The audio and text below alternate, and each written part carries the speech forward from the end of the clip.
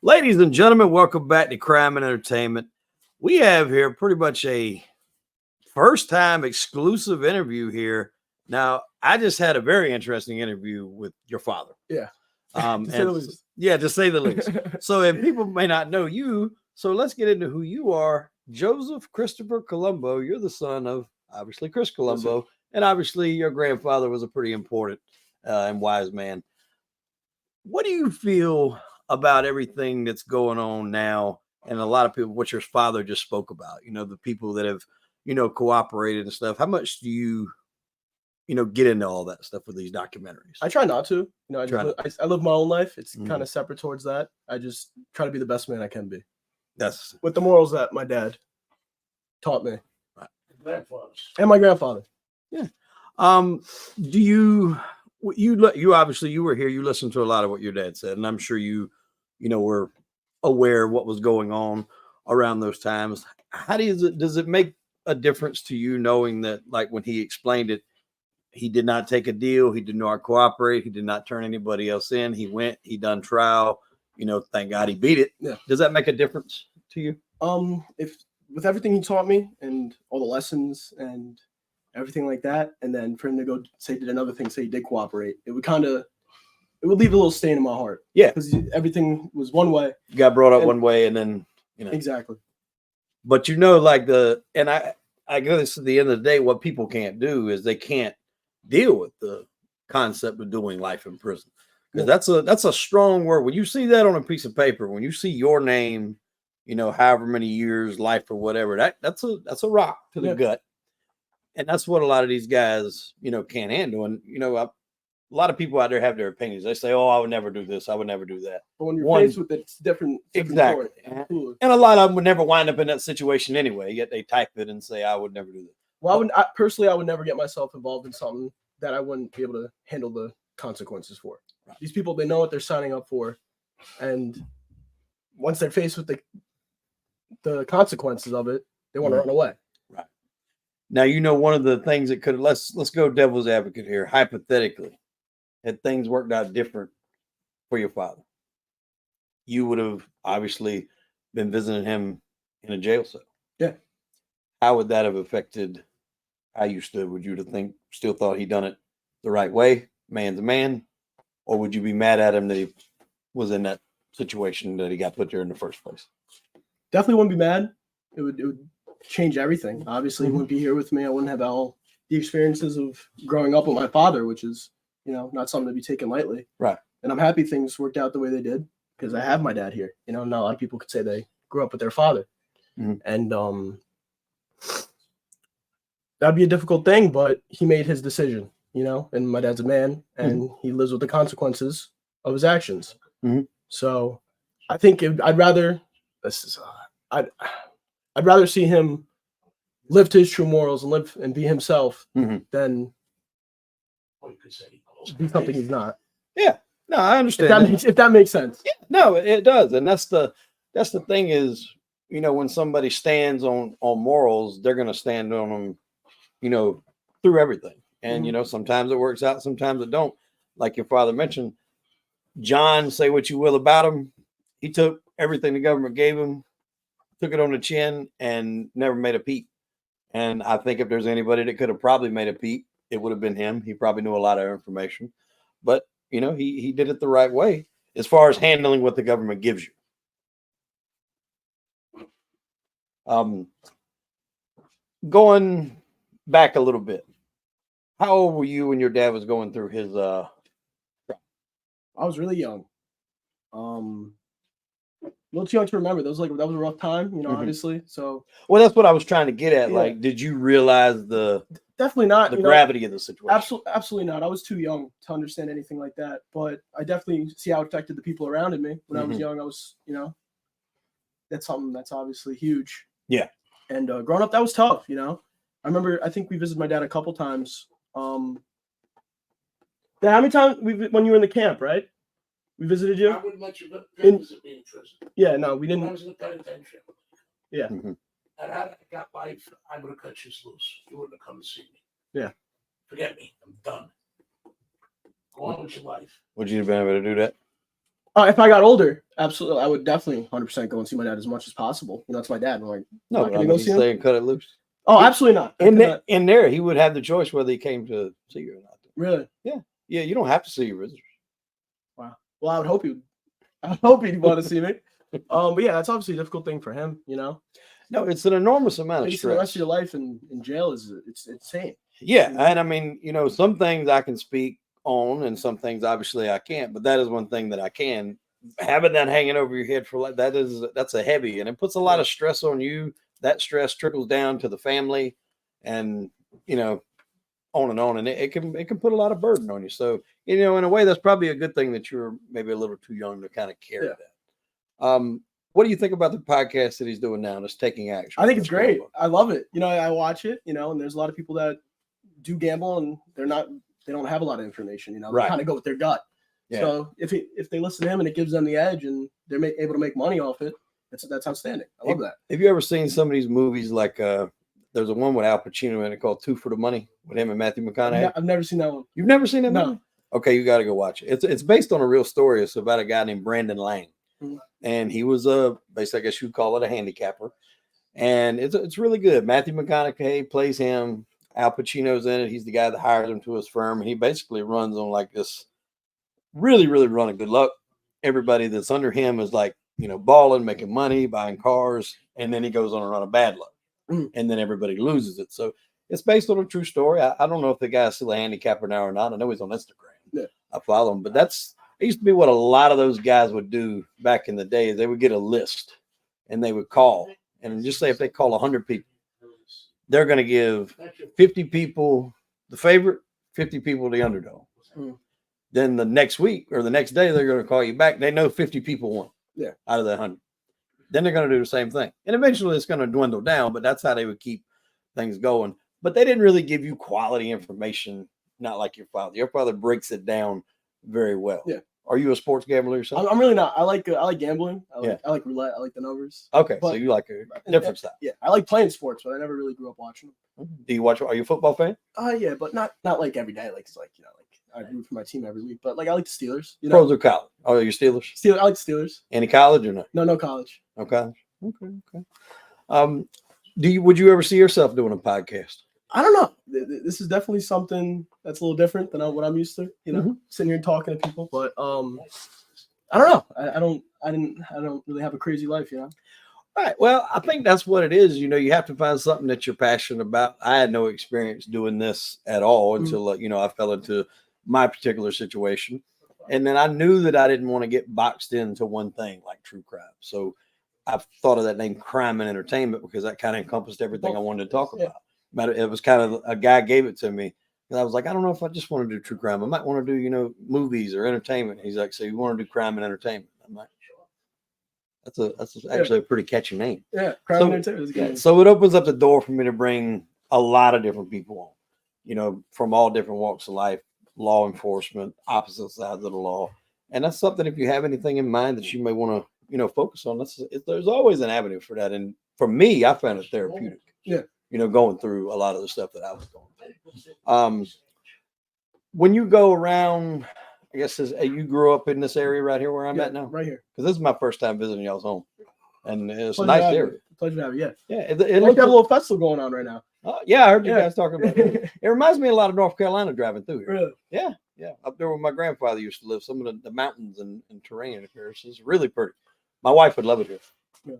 Yeah, she hates living in the city. Yeah, I love the Hudson Valley. This is where I want to stay here forever. Yeah. Maybe have a summer home somewhere, but this is where I love it here. I was driving up here. I took a picture and I sent it to her. And she's like, yeah, I moved there tomorrow. Yeah. It's quiet. No one bothers you. When people hear the last name Colombo, your father, your grandfather, what do you think is the first thing that goes through their mind? Probably crime. That's definitely. It is a huge last name. It is. It's a big. My grandfather, he was a huge figure. Very well respected man. And not just because he's standing over here, but you want to know one of the things that goes through my mind though? Respect. Yeah. Respect. I mean, you think about that. That last name, men without that kind of respect don't get that kind of last name. You know what I'm saying? That's not synonymous with a certain area. Mm. And, even today, now all these years later, it's still referred to as the Colombo family. Yeah.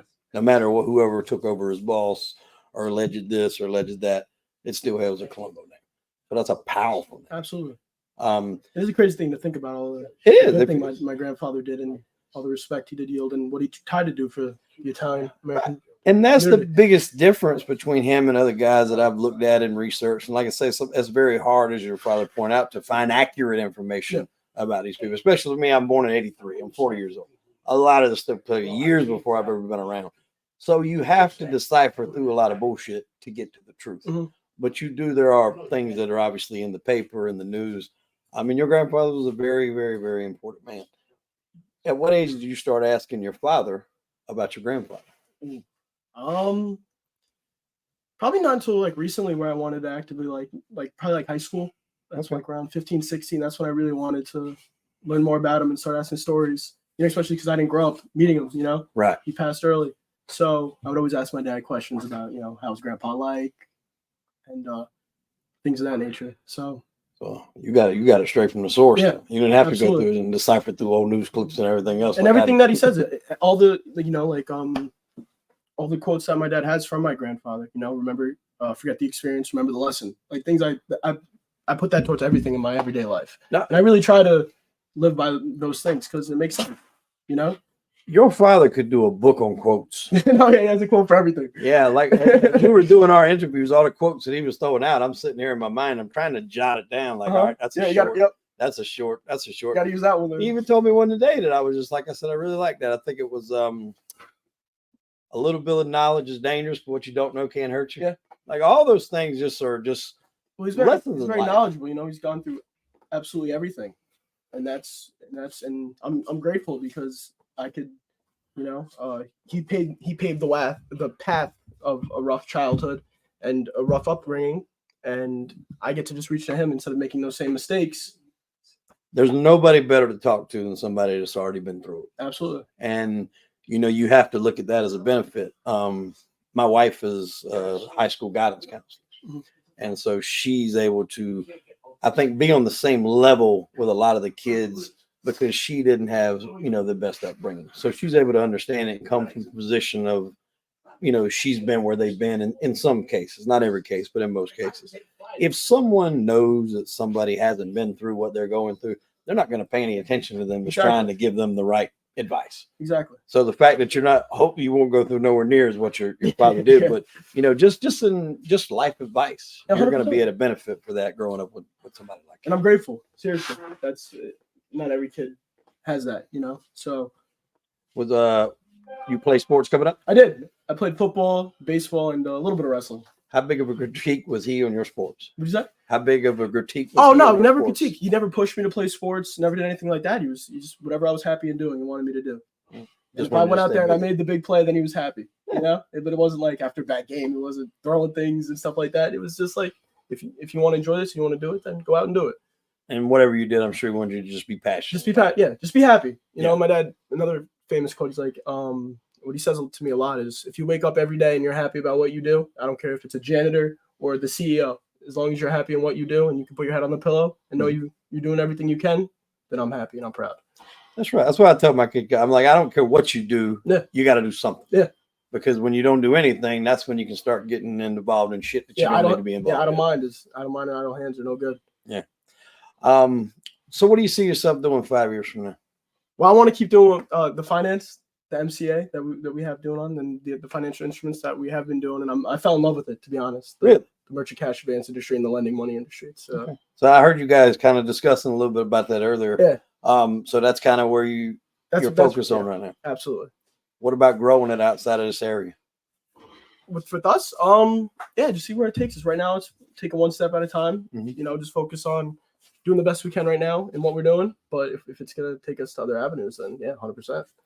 Well, you never know what one door can open for something else. I had a tragedy for me to open up to start doing this podcast. Mm-hmm. And so obviously I'm not hoping for a tragedy, but I'm just saying it could open up a door for something else. If you had the opportunity, I would say, to get into anything podcasting, filmmaking, and it doesn't have to be related to your father. What's something that you would say if they gave you a big budget and said, hey, I want you to make a documentary that you think everybody's going to watch? What would you make? Oh, my dad. He is the most interesting person I've ever met. I'm gonna be honest. I'm not just saying that because he's my dad. There's very few people in this world like him, and you don't realize that because when you grow up, he's dad. He's dad. Yeah. And then you go out there in the real world, you go to college, and then you meet other people, and then you meet their families, and you see how it is. Because everything I grew up here is normal. You know, my norm is definitely not what the average person is. So that's when it really hit me. You know. Well, that's the key thing is a lot of people when they grow up, they don't know like how their father's perceived. Yeah. They're just dad. Yeah. To you. Yeah, he was just dad. Yeah. Well, obviously I knew it like a little, like I knew he was always a little different. Yeah. Growing up. What about your friends? Did they know who he was? Yeah, they all pretty much know. You know, it's a huge last name. It's not something that's gonna go with me everywhere. You ever had anybody say Colombo, or are you if they don't know you and they don't know who you are, like I say, are you related to? Yeah, I get that. It's a little weird because I never really got it. Like even if my friends knew, they never said anything. You know, right. Like it's just I'm just Joe to them. It's not like this big. It's just me. But I have had a couple weird interactions where people are weird about it. Like, all right, like, why did you say that? Like, talking to me, like. Yeah. What's that? Anything to do with the other one? Exactly. I mean, your name in and of itself is very powerful. Absolutely. Joseph coming from your grandpa, and then Christopher Colombo. I mean, that's a very powerful name. Yeah. So you got. I'm sure that you were given that name, hoping you're gonna fill some shoes, and I think you're doing that. I really tried to. Yeah. Everything that my grandfather did and all the great things he did, I don't want it because I am the last boy to continue the name. You are. Yeah. So it is a. So you know what that means. You might have to. Yeah, I gotta have some children. You're gonna have to get some kids. I gotta get a couple. So the lineage can continue. I gotta put some work in. Grandfather, has he got grandkids already? No, not yet. Not yet. Not yet. Chris, Chris, you ready to be a grandfather? Yeah. He's practicing hard though. Went in his room with a purple light. It looks like a rainforest. Oh, that's funny. Well, I'm glad you come on, man. And this is your first time doing this. Yeah, no, it was definitely a little strange, like talking. But you asked some really good questions, and thank you for having me on. This is crazy. Yeah, no, I appreciate it, man. You're welcome back anytime. And I think anytime you get to interview somebody that's around someone as interesting as your father, has these lineages, lineages to your grandfather, there's very few people that have that opportunity. So I certainly appreciate you coming on. I know it's your first time, so I don't want to make you too nervous. No, 100%. No, 100%. No, next time I come on here, I'll definitely tell some stories or. Absolutely. If you got anything you want to share, anything funny, whatever. I don't know. I'm honest. There's so many. There's like 3 every day because when it's normal, you don't think about it. It's a little after, like, oh, like that was actually pretty funny. When I was sitting in there and listening to you guys banter back and forth about getting the food and this, that, and the other, what I thought about in my head? I'm like, this would actually make a pretty funny reality TV show right here. Oh, I think about it all the time. With him, with Andy coming over, and your dad, It's constant. I want to start live shooting because you should. It's constant. Yeah, 100%. My son, I told my son right now, I was like, Albert says I'm a walking TV show. No, he is. This is my favorite. You 100%. You are. I'm not. He's not wrong. That could be $1 million idea. It's never boring. Yeah, that is one thing. It was never boring growing up. Oh, I believe it. And a lot of laughs. Always. Well, you've had a lot of laughs in here this morning. I guess probably that's one of the big things I've taken away from my dad is humor, and especially all the rough situations that he has been in. Growing up and watching your father, pass on TV or get shot at TV it's a horrible thing, and I think about that a lot. And that's a rough thing to go about, and to take all that pain and to take all that tragedy and turning it into humor. And he does it all. We do that in everything. Whenever something's turn to the humor side. Yeah, I think that's that old saying. You got to laugh to keep from crying. Sometimes, Yeah. And then not only that, when he does that, he is trying to, like he said, educate the youth of America. Spread truth, and that's a big thing, especially when you do a podcast. Along the lines of these, you want to try to put out the truth in anything that you do, but especially like this. 100%. We covered this earlier. You're a big numbers guy, but as far as the gambling, you like roulette and stuff. Yeah, poker? I try. Like I play with my friends. We have a couple card games, but I don't got the patience for it. I can't sit there. I'll shove all in. Well, y'all got casinos up here? Oh yeah, we do. But I'm not old enough actually to go on to the Resort World. There's Resort World. Anthony, where's Resort World? Catskills. And then we have they just opened up a new one, new casino, but it's only electronic in After They Get You, they killed me there. And then you have to be 18 over. I can't trust electronic can't. casinos. Absolutely not. There's nothing about it that seems on the up and up for me. Absolutely not. And they have these games. It's like blackjack where everyone gets the same hand and everyone gets the same. Everyone gets the same hand. So if say if I hit, and then everyone hits, it's crazy. Is it on the Indian reservation or something? Why they can't have live games? I don't know. I don't know why they. I think they did it so for 18, everyone over 18. Yeah, there was one in Tennessee that was like that originally. I think it's changed now, but when I went the first time, they didn't have any live dealers. Everything was automated, and also it was dry, so you couldn't get any alcohol or anything like that to drink. And I think a lot of that's changed now, but I can't trust an electronic machine, especially dealing me blackjack. Yeah. Obviously, roulette, you've had to trust that for years, but blackjack, I can't trust in a machine because they don't know whether it's going to give you a blackjack. Yeah, 100%.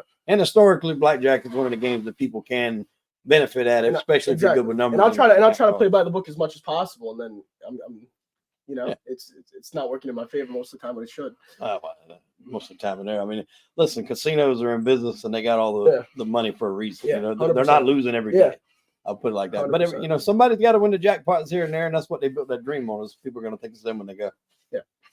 Well, Joseph, I appreciate you coming over the show, man. Thanks for having me. This was definitely an experience. So. And to answer your question, I was just thinking about it.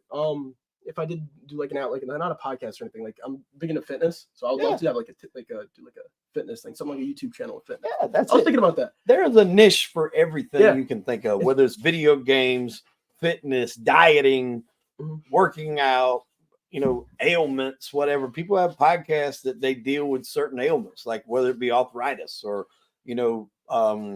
Chiropractic, dialysis. Everything has an audience because that's the first thing you think about it nowadays. The first thing you do, if you got car trouble or you got something, you go to YouTube. I had to go to my other day. I couldn't figure out how to change my wife's blinker in her car. YouTube it real quick. They showed me the bolts that I couldn't see. Popped it right out. So, what time YouTube saved me from getting screamed at? I accidentally a spray can. I left a spray paint can in the car, and then I threw something in it, spray painted everywhere in the back seat. Next thing I'm looking up videos, trying to how to remove spray paint from the car. Did you get it off? Oh yeah, got a video right up there. Oh man, yeah. I can save a beating there. 100%. But if you want to do it, man, I encourage you to go out. So when you were growing up, there was no YouTube, right? So when you're in your teens, it was probably there, but it definitely. I'm not quite that old, but my early years there was no. Because the internet progressed so quickly, right? And it did. A couple years, I think now what TikTok was years ago, it was called Vine. Yeah, I remember Vine. You remember that?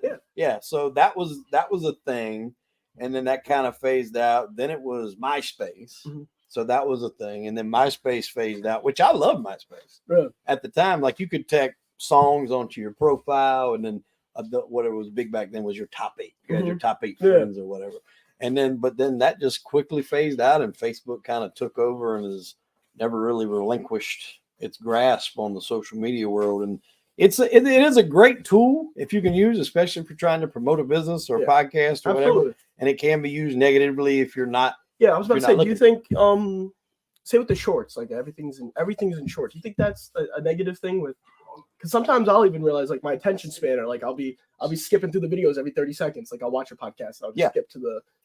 I think shorts are important, especially for podcasts, because if you're doing them yourself, you're picking out the spots that you think is going to grab the audience's attention. Mm-hmm. And the way somebody broke it down to me was, you got 3 seconds or 3 to 5 seconds to see if somebody's going to watch the next 10. Yeah, and then so on and so forth. So you got to put it together on that short what you think is going to grab somebody. And I'll be honest, I didn't do shorts when I first started. I just did interviews because I didn't know a lot. I just did interviews, put them up, and let it roll. Mm. And then when a guy told me, he's like, "Man, you really got to start doing shorts." When I did that, I could see an uptick in. Because a lot of my generation, they can't watch an hour podcast. Right. If somebody's so used to just. I would just tell a guy. Dopamine just keep growing, Yeah, you got to. They don't like to build in the whole story, and that's kind of how society has become these days. So the shorts, the TikToks, they do help. Another question for you. So how many people are doing what you do with these podcasts? Is it a saturated space in the crime? Because I don't know. This is not something that I'm usually. It is very saturated in true crime, and it is fairly saturated. They call it MobTube. MobTube. That's kind of what it's referred to as everybody in this genre. I don't really put myself in that genre because I do a lot of other stuff. Yeah. and which is exactly what it is, a mix of both crime and entertainment. So to answer your question in that regard, yes, it is saturated, but as long as you can mix it up, I feel like you can kind of keep it fresh, because I try not to do two of the same style genres or shows back to back. Yeah. So if I have, a cop on one week, there might be a former criminal on the next, and there might be a girl that was in the adult film industry after that, then someone that's a director or a movie star, and then and on down the line.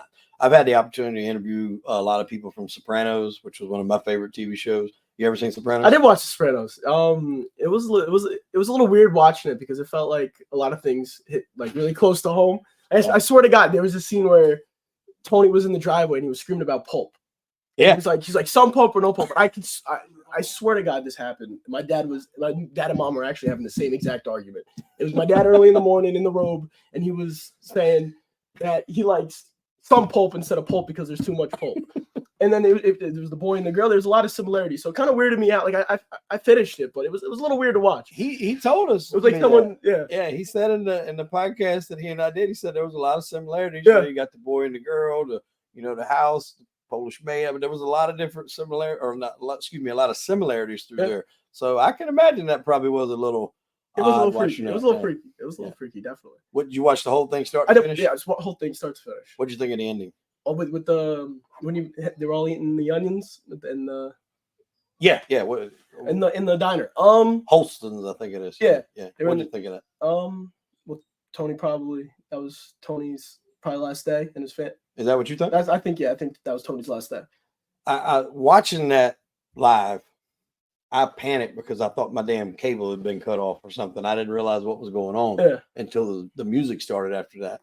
And looking back on it now, I think it started when I was pissed and I hated it because I wanted a resolution. Mm-hmm. I felt like at that point in time, I had known these characters for 7-8 years. A correct ending. You didn't know what exactly what's going to happen. I think you had a writer's strike in there at some point, so it went a little long. Mm-hmm. And then season 6 was actually 2 seasons mixed into one. So 7 or 8 years, you grew to know these characters. When you were watching it, you tuned in every week on TV, right? And I tuned in the 3rd season. I actually didn't watch it until the 3rd season. Okay. I didn't have HBO. Okay. So it wasn't that I wasn't, a fan of it. I just didn't have HBO at the time.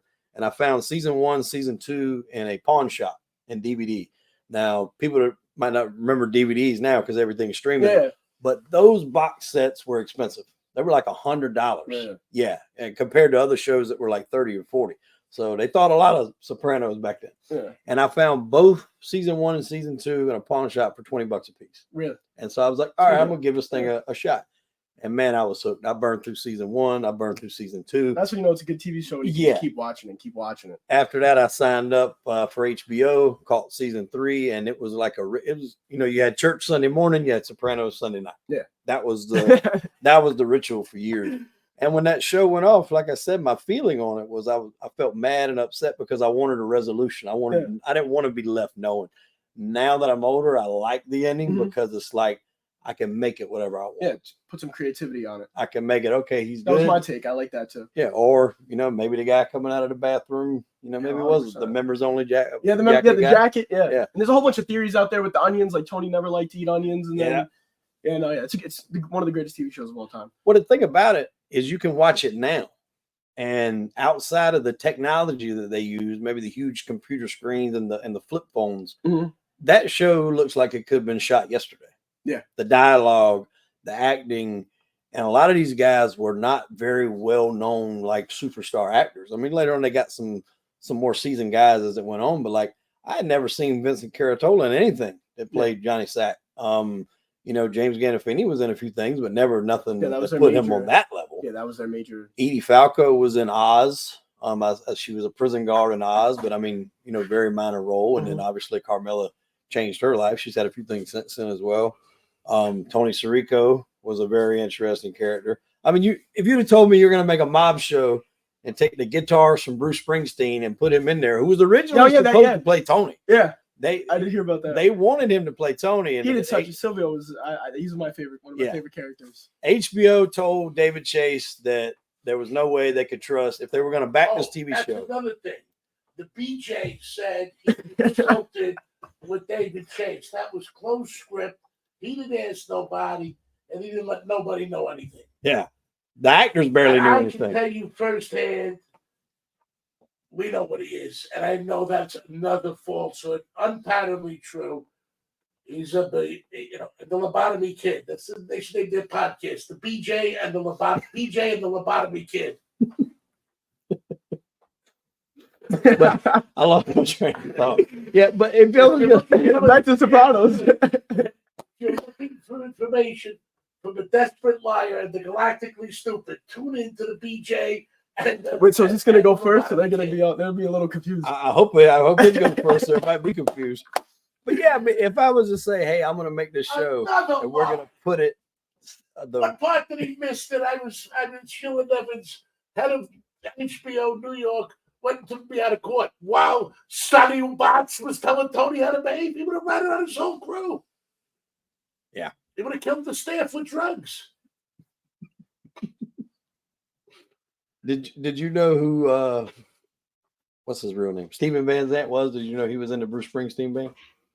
After one, yeah, because I thought he was in I like Sill's character so much, and then I was going through TikTok. It was actually he portrayed the role perfectly. Yeah. See, originally they wanted, like I said, they wanted him to be Tony, mm-hmm. and HBO wouldn't sign off on him. Yeah, they was like, we got to have at least somewhat of a seasoned actor. Tony We can't go with a first time actor, and I don't think the character of Sill was written so that he had to write something in there. That happens a lot. Also with Vito. Yeah, they liked Vito. So he was brought him back in the scene with the shot bakery, the guy in the foot, which also goes back to Goodfellas. Yeah, nod to Goodfellas. I like how they did that. Oh, it happens after he shot him in the foot. Nod to Goodfellas. There was another one, Patsy. Remember Patsy? Patsy, yeah. So there was the only character they played the twin card, is what he called it. He and John Fiore were biting for spots on The Sopranos. They both got it. And John Fiore killed him, and I think the opener of season 2, because that picked up right after everything had happened from season 1, obviously. Mm-hmm. And if you remember, John Fiore's in the car with him, and he shoots him right in the head. Yes.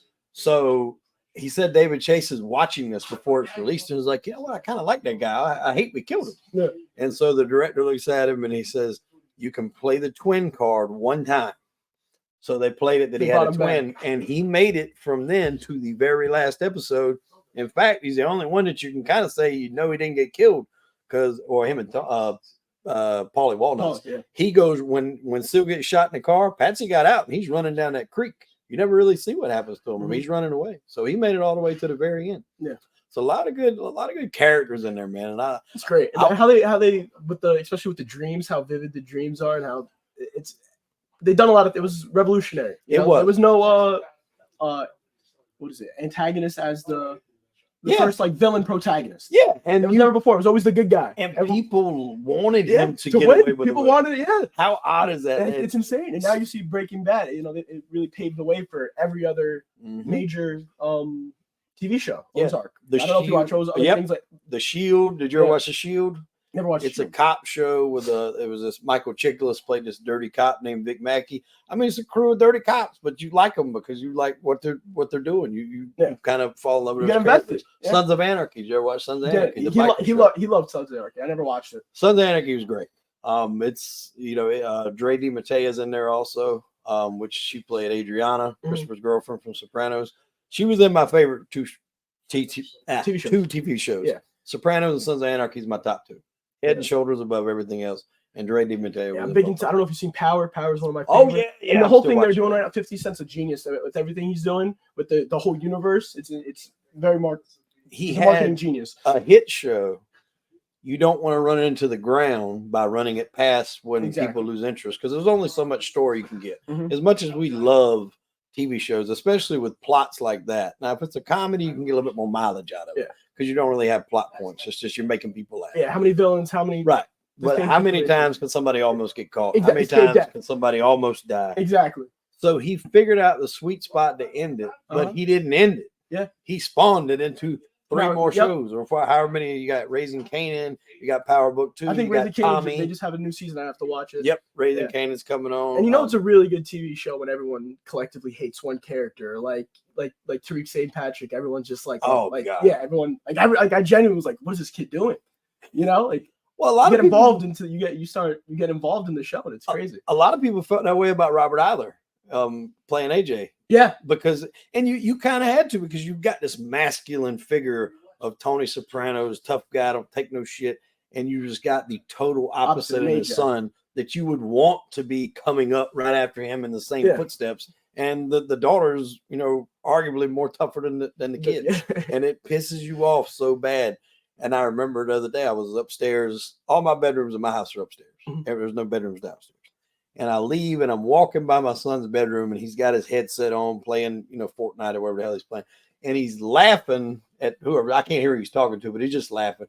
And it was just like that scene when Tony's standing there and he's looking through the door and he sees his son at the computer laughing like that. And he's just got that look on his face. And I'm just sitting there like, God, this is kind of surreal, because I'm like, what the hell can be that funny? Laughing like that. 100%. But no, when somebody's like that and they have a collective group of people hating that character, not that they're hating the person, but that character and how that's a mark of a great actor. Exactly. Because like you said, Tariq, they really embodied the role. AJ, they embody that role, and you hate them so bad that it's just years later they're still talking about what's going on. Are you watching the Tommy one, the one that just? I watched the first season. Oh, you didn't watch the second one? I didn't watch the second one. I've been so busy with everything. I haven't really had time to. It's good. The first season of Raising Kanan, I loved it. Yep. And then the second one just released, and I got to catch up. And then I had to catch up on all of them. They released one with Tommy, and Tyreek. They just have a new one. Yeah, that's the what do they call that? Power Book 2 or whatever. The Ghost. Oh, that's Power right, Book Ghost. Power Book Ghost. Yeah. Okay, yeah. The Tommy one was really good, man. Yeah. It was. We just finished that one. I got my wife into the Power about season 3 of the original. When they were in New York. I love it. And it was, I mean, like you said, man, 50's a marketing genius. Yeah. And he got what's the BMF? BMF. I haven't seen that, but yeah, he's got everything. It's good. I talked with a lady the other day. I got a chance to interview. You ever seen the movie Paid in Full? Paid in Full, yeah. So it's a great one. Phenomenal. All those guys that Money those Making characters Mitch. are based on, right? Money Making Mitch. Yeah. I don't know too much about the real life characters, but I know they're all based off of a true story. Yeah, they are based off true stories of guys that were in Harlem that were like big time deals at the time. So like Noble Wood, which is the guy that was playing in The Wire. He was Wire's another one, another great TV show. Yeah, it was great. Barksdale. He was Avon Barksdale. So I think he plays a guy that's based Ace Faison. There's another guy named Rich Porter. Cameron plays the guy that was Alpo Martinez. Really hateable role. Yeah. That guy's all those guys were top dogs, and one Ace was married to a lady named Miss T. And Miss T was pretty much front lines in that drug game in Harlem. And she was, I guess you could say she was a real one. Yeah. And I just had her on the podcast last week. I done it Wednesday before I come up here to New York. And so I'll probably drop that one in a week or so. That one's going to be really good. Oh, yeah. I'll check out for that one. Yeah, she's really good. So make sure you guys all tune into that one, too. Yeah. Miss T coming soon to Crime Entertainment. So, yeah, if you get into these things, man, I hope you listen to the show. You'll probably find 100%. Some videos on there. We've had a lot of interesting guests from a lot of different walks of life, man. Like I said, you got crime, the entertainment part of it. It's so surreal now because I still watch Sopranos from time to time. And I'll go through a scene and I'll be like, oh, I interviewed that guy. I think I've interviewed like 6 people from that show. Yeah, they actually, Sopranos actually mentioned it. I remember I was like watching all my friends and they mentioned, I think he was like, I made it through the Colombo War by the skin of my teeth. And that's another surreal thing too. Like when you're just watching a TV show and they start mentioning your family's name. That was Sirico, and he really was a real dude. Yeah. Like they said he wasn't acting.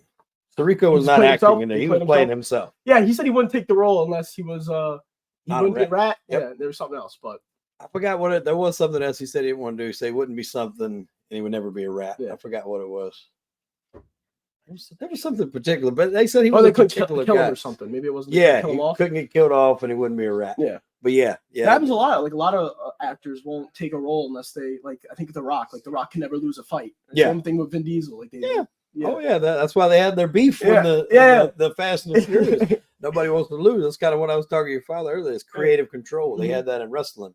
Hulk Hogan for years would never lose a match, and that's why a lot of people hated him because he was like, if it didn't make good business sense, he wasn't going to do it. And that was his thing. Is he was like, well, it wouldn't make good business.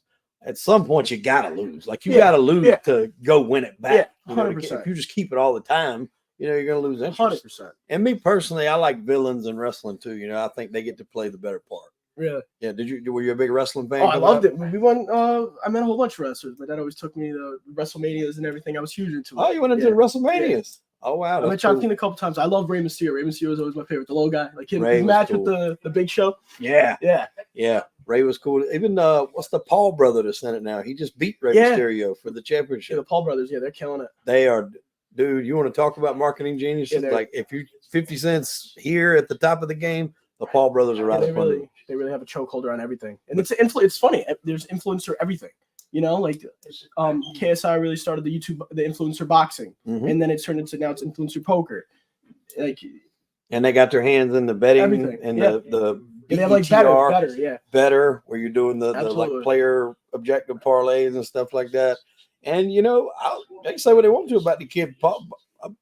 Which one's the taller one? The one that's in WWE? That's Logan, right? Logan, and then the younger one's Jake. He's actually He's a pretty good boxer. I kind of like Jake. I do too. I kind of like him. He's a likable guy. Well, he's figured out the game because if you're not a professional boxer, you can't go fighting professional boxers. You're going to get the hell beat out of you. So you go fight these guys that's got name quality, retire MMAs. Tyron Woodley, things of that age. Yeah, and because when you talk shit like he does, like Conor McGregor does, like Floyd Mayweather did, I did too. I love him, and I still love him. Yeah. But that has a shelf. You do nothing. You do nothing about it. I own Rio de Janeiro. But that kind of stuff has a shelf life as long as you're winning. When you back it up. If you go out there and you lose every fight, but yet you're still talking shit. And I'll knock Conor for a minute. He hadn't had the best run lately. You know, he did get beat bad by Khabib. But when he lost that second fight to Poirier, he's laying there, or sitting there rather, on the canvas with his foot snapped in half. Yeah. And Rogan sticks the mic to him. I'm still his wife's DMs. Your wife's in the DMs. Yeah. I'm just like, he's my God, you can't, like, 100%. Who lays there with his foot cracked and talking, you're still talking shit. But if there's anybody who can get away with it and still lose it, is him. And he revolutionized the UFC as far as talking that shit. There were some guys that would talk shit here and there. Chael Sonnen. He really put it on the map though. But he made UFC to what it was. And he crossed that boundary over into boxing when he fought Floyd Mayweather when he was still at his prime. Did you ever see Mike Tyson talk about it? I was just watching a podcast on Mike Tyson. It's a couple years ago he was talking about it, but he said that Mike Tyson said Floyd Mayweather went, was it 8 rounds, 9 rounds, 8 rounds with the greatest boxer ever, with never having boxed before. Yeah. It was a really crazy feat. Yeah, no, it was. And like he's a truly special athlete. Done really good. And you know, I didn't expect I thought going in if Conor had a chance, it was needs to be in the first 3 rounds. I figured if it went past 3 rounds, just knowing Conor's history is as far as gassing, and I don't want to talk like I'm a UFC expert. UFC was it? How many 5-minute rounds? Yeah. Depending on if it's a championship fight, it's 5-minute rounds. If it's non-championship, it'll be 3 rounds. If it's championship, I think they go to 5. So I don't want to talk like I'm a UFC fighter or anything like. I'd gas out walking up these stairs and go back upstairs. But as a fan watching it, you would see that Conor would gas out towards the end. He did it in the Diaz fight in part 2. He dominated that fight for the first 3 rounds, and then towards the end, Diaz started closing the gap a little bit. So I knew if the fight went longer and deeper into it, that he would probably have some trouble, which he did. But still, great performance, and that really not only did it make him rich beyond his wildest dreams. Made Forbes, but I mean it set that bar for everybody else to do those crossover fights, and that's really where the Paul brothers have made a killing doing that. And I mean, you think about the other one, Logan, even though he lost, like he got to fight Floyd Mayweather. Yeah. Because even though it's boxing or UFC, whatever, it's still an entertainment. People are watching it for entertainment. So you almost have to sell yourself to get to that next level. You know. Did you watch that Untold on him? There's a documentary called Untold. I think I don't know if it's ESPN. Yeah, it's on Netflix. I think it is. I think I watched a couple episodes. It's really good, man, and it breaks down like how they started, like early age. They were always a little, doing crazy shit, and they got their first camcorder, and they started on Vine. That was when they started. Wow. And then that kind of transferred over to YouTube, and he said they would just do like crazy things. And then that led to like, investors. And he said like one of the first times a guy called and was like wanting to sponsor him or something along the lines. They were going to give him money. And he said he kind of hangs up the phone and looked at his dad and was like, Dad, what do I tell him? He's like, tell him 5,000. So he tells him 5,000. He's like, all right, done. That's when they were like, wow, we can make some money. Yeah, this can go It's somewhere. profitable. And they've took it and they ran with it. So that's what I'm trying to tell my son now. Like, if you can get a hold of something, doesn't matter what it is. If it's playing video games, talking, whatever it is, if you can start it now and grow it, I mean, you never know where it can go to. 100%. So, like I said, you mentioned the fitness thing earlier, man. If that's something you're into, Yeah, I love it. Start it, because it's easier to do it if it's something you love. Yeah, 100%. If you're talking about something you got no interest in, it's not It's never going to work out. And it's going to convey to the audience, to the listeners. They're going to be able I'm to sure tell your that audience hears what you're passionate about when you speak. And Yeah. you hear it in someone's voice when they actually genuinely could. And it's like, I got excited when we started talking. We were almost about to end it. And then we got on the subject of Sopranos, and like, that just kind of, reamped me, because I love that show, and, and good entertainment in general. It doesn't have to be those types of shows, but I find myself watching crime dramas, I guess, if you will, more than anything else. My wife hates it because she needs comedy, but I need the exact opposite. Yeah, I need action. Yeah, so I'm forced to watch like Hallmark Christmas movies. Oh, I can't do that. Yeah, well, you're not married yet. When you're married, you'll understand it. You do a lot of shit you won't do when you get married. We'll be watching Goodfellas on Christmas. Now she will watch that. That's the one. I can say my movie, but whatever. She'll watch Casino too, but she will watch Goodfellas. What's your favorite? What's your favorite movie? Like, all time? The gangster movies. What's your favorite? I would say Goodfellas is a favorite, and I know this might be an unpopular opinion, but Gotti with Amada Santi is probably number 2. Really? I love that movie. I thought it was really well done. A lot of the actors in there were great. A lot of the actors from there went on to be in Sopranos. I think it was like a high number. I want to say like 8 or 9, maybe. I mean, maybe more than that. They went on to be in Sopranos. It happens a lot. Like with the Wire, they go on with Boardwalk Empire. Yep, it's another phenomenal one. Yep, Boardwalk Empire was really good. I was thinking about this the other day. Another movie, and I don't really know if you would consider it a mob movie, but it definitely had mob undertones. But it was just a story and all that. Not a lot of people talk about it. Have you ever seen a movie called Sleepers? Sleepers? No, never. Really? Never. Okay, you got to go watch this movie. It's like 2 movies combined in one. Really? So these either 4 or 5 kids, I can't remember. They come up with this idea, and it's based in New York, Hell's Kitchen. Mm-hmm. They steal a guy's hot dog cart. One guy goes up, he orders a hot dog, asks the guy for some napkins. When the guy reaches for the napkins, he takes off. So the vendor gives chase. The other ones come up and just start taking, hot dogs and robbing them blind. And they're like, all right, we're going to take this cart, put it to like the subway, like the edge of the stairs. When he comes back, he's going to have to grab it, and he's fighting it up on the stairs. We're going to take off. It don't work like that. Long story short, the cart goes down the stairs and kills a guy. Really? They have to go to basically a juvenile jail. In this juvenile jail, Kevin Bacon is a security guard. And I don't want to get demonetized or, a strike on this, but basically he does a lot of bad things to these kids while they're there. Oh my God. I think I wait, this is actually really funny, because I think I was talking about this movie a long time ago, and I couldn't remember the name. Is this the one where then they have them fighting and then they do the poker games? Or no, not this one. Where they have the kids dress up? No. Okay. He would just go to their. This is a TV show. He would go to. There is a TV show that's very similar. Yeah. There's a TV show that's real. I forgot the name. That's what I'm trying to find. I want to go back and watch that. I forgot what the kids. I hate to cut you off. I'm sorry, but the kids. They got into a car accident, and then one of them became a lawyer. Yeah. I'm talking about. I've been trying to find the name of that TV show for a while.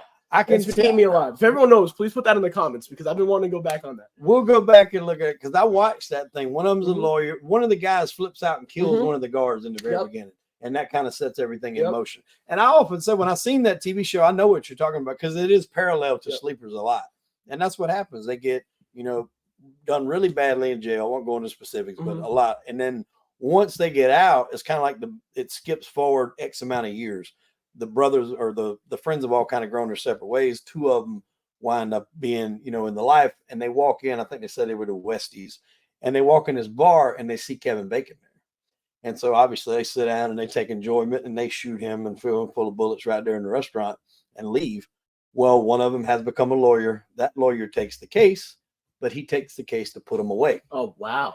But he does it in a plan to get them off, but he's not got to make it seem that way. So it's like called Sleepers. Oh, yes. This is phenomenal. Oh, it's so many good people, man. It's Brad Pitt, Jason Patrick, Robert De Niro's in there, and like a guy in Hell's Kitchen that's kind of the guy around, King Benny. Great. I mean, just a great. I can't say a good thing enough about Sleepers, man. And not a lot of people talk about it, but I love it. I mean, it's more than a mob movie. It's got those undertones here and there, but it's a really great. It's a revenge movie. It's You know, Yeah, I like it's- movies like that. Yeah, it's a really good, but it parallels that TV series you're talking about really to a T. And the guy that it was a book first, and the guy that his name's escaping me right now, but he's one of the characters in the movie, but he's the one that wrote the book, and it's all supposedly a true story. Now, however, they said they don't have any proof to back it up, but in his experiences, he said that was a true story that he wrote on what really happened to them. Yeah. So yeah, go I'm go gonna check definitely Sleepers check that man. out. It's Yeah. a really good one. I'm excited. Well, Joseph, man, I Hey, appreciate thank you coming Thanks on for the having show, me my on. friend. Seriously. Had a good time. Ladies and gentlemen, I'm Hollywood Wade. That was Joseph Christopher Colombo, and unfortunately, we're out of time. Oh, yeah, he's coming on. I'm just going to split him up. That way I have more content. Yeah, thank you guys for bearing with me. This is my first time ever doing anything like this. So All right. Love to have you back Yeah, soon, my seriously. friend. Have good a good talking one. to you.